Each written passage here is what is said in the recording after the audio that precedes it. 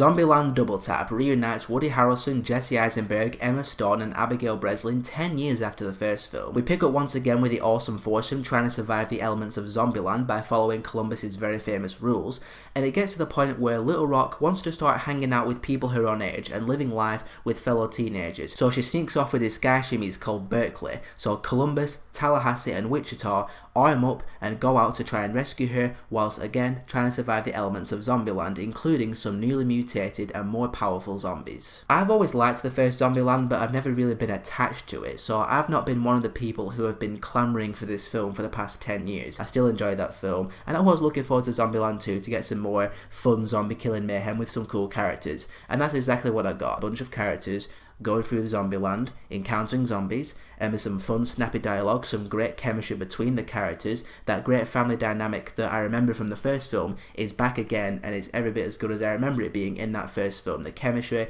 between all the cast is really solid, really funny, and it all had me chuckling quite a few times, especially Woody Harrelson. He, for me, is easily the best part of these Zombieland films, as Tallahassee cracks me up every single time with his remarks and wisecracks and hilarious reactions to outrageous situations. But like any sequel, we've got some new characters this time round, one of them being Madison. Now this character is very tricky because she's supposed to be incredibly annoying to Emma Stone and Woody Harrelson. She has that really annoying, like, oh my god kind of voices that you hear a lot of American girls have, which really gets under my skin.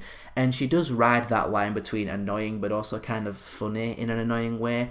And in the end, I ended up kind of liking her of sorts. I liked what they did with her. They didn't make her too unbearably annoying, but it's funny seeing her annoy Woody Harrelson and Emma Stone, and going back to Woody Harrelson's reactions to certain moments.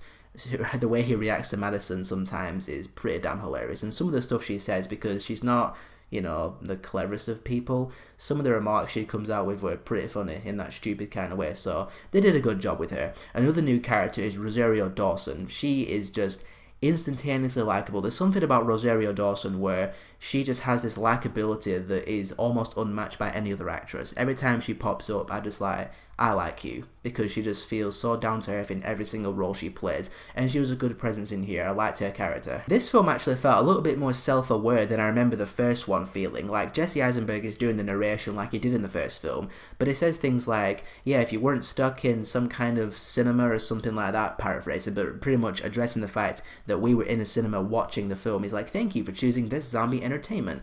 I like that. I like the irreverence of the film, and that plays back in, again, to the whole comedy aspect of the film. I wouldn't say it's laugh-out-loud hysterical, but I did find myself chuckling and actually genuinely laughing quite a few times. So, as a comedy, it works.